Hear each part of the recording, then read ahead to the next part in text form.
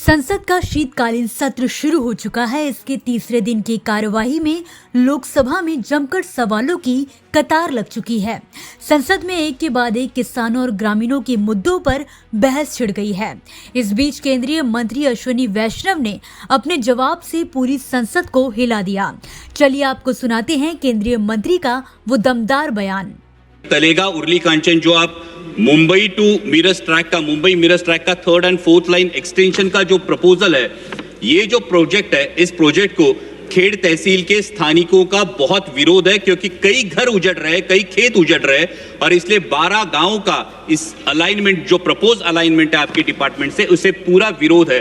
तो मैं मंत्री जी से गुजारिश करना चाहूंगा कि क्या ये अलाइनमेंट रीथिंक की जा सकती है, जो थोड़ी सी नॉर्दर्न साइड से, अगर 15-20 किलोमीटर ये नॉर्दर्न साइड से जाए, जहां कम से कम किसानों की लैंड एक्विजिशन हो, कम से कम घर उजड़े और साथ ही में ये जुन्नर अंबेगांव का जो डेवलपमेंटल डेफिसिट है, ये भी दोनों का एक संयोग हो सके। क्या ये रीअलाइनमेंट के बारे में सोच के जुन्नर अंबेगांव खेड़ के इन किसानों को आप राहत देने की सोच रहे हैं? माननीय अध्यक्ष जी, रेलवे ने एक बहुत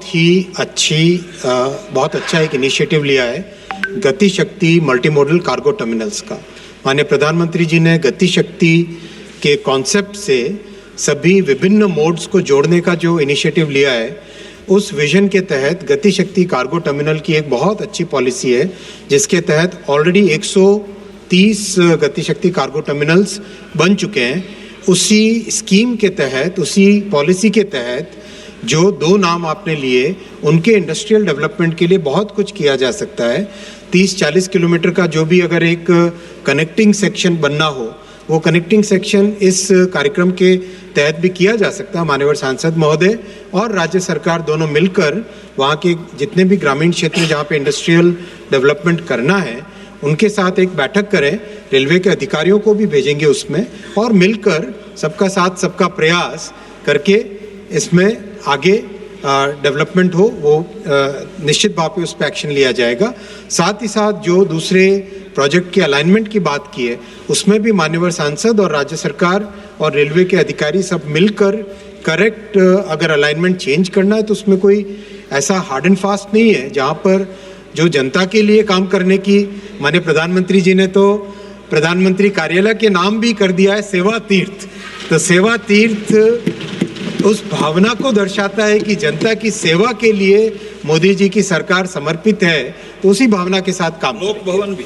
इसके अलावा खाद्य उपभोक्ता मामले और सार्वजनिक वितरण मंत्री प्रहलाद जोशी ने भी संसद में पूछे गए पीडीएस से जुड़े सवालों का भी जमकर जवाब दिया। मेरा ये प्रश्न था, क्या उपभोक्ता मामले, खाद्य एवं सार्वजनिक वितरण मंत्रालय ओडिशा जैसे आदिवासी बहुल एवं पहाड़ी क्षेत्रों के लिए विशेष प्रावधान अथवा संशोधित मानदंड तय करने पर विचार कर रहा है, ताकि ऐसे दूर दराज क्षेत्रों के गांव में अतिरिक्त सार्वजनिक वितरण प्रणाली पीडीएस उपकेंद्र तथा गोदाम स्थापित किए जा सके, जिससे लाभार्थियों को राशन प्राप्त करने हेतु लंबी दूरी तय न करने पड़े। यदि हाँ, तो मयूरभंज जैसे जिलों में इस नीति या किसी पायलट परियोजना को लागू करने की संभावित समय सीमा क्या है? जी सर, मैं यही कहना चाहता हूँ, सारे देश में जहाँ भी ज़रूरत है, जहाँ एफसीआई इधर गोडाउन पीपीटी माध्यम के द्वारा करते हैं, नहीं तो एफसीआई गोडाउन है, एफसीआई गोडाउन उपयोग करते हैं, स्टेट गवर्नमेंट का गोडाउन उपयोग करते हैं। वो दूर दराज का इलाका हो और कहीं भी हो, पहाड़ी इलाका हो, सभी क्षेत्रों में हमारा नेटवर्किंग आज के दिन में परफेक्ट है। जहाँ भी अगर ज़रूरत है तो एफसीआई समय समय पर गोडाउन भी हायर करेगा, और जो फेयर प्राइस शॉप अपॉइंटमेंट करना है, फेयर प्राइस शॉप को करना है, वो तो प्रदेश सरकार का काम है। हम तो पूरा टेक्नोलॉजी उपयोग करके हर एक व्यक्ति को प्रधानमंत्री गरीब कल्याण अन्न योजना में हर महीने 5 kg रेशन इधर राइस और गेहूं हम हर महीने परफेक्टली देने का काम मोदी जी के कालखंड में शुरू हो गया है और आगे भी बढ़ रहा है।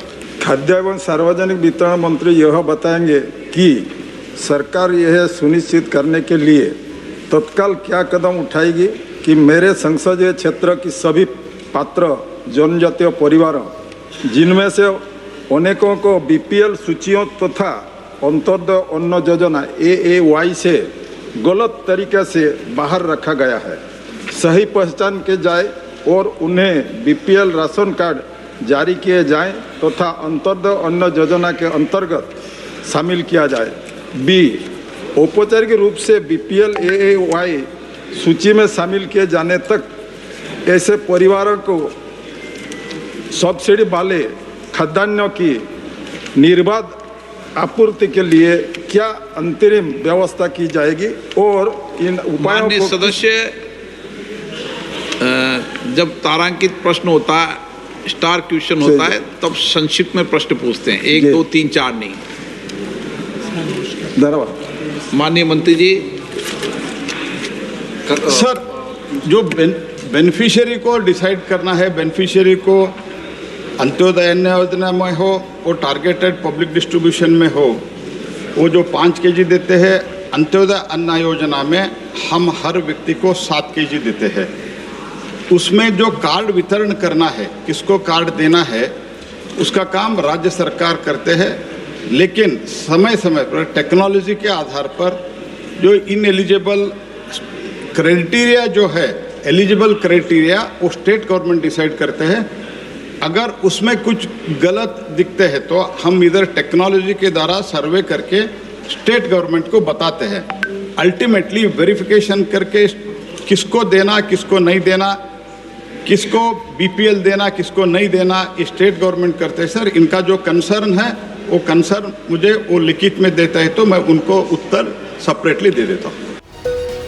अगला स्टेशन आपकी मनचाही मंजिल खुशहाली है। खुशहाली के दरवाजे चारों ओर से खुले रहेंगे। किसान इंडिया के साथ यात्रा करने के लिए आपका धन्यवाद।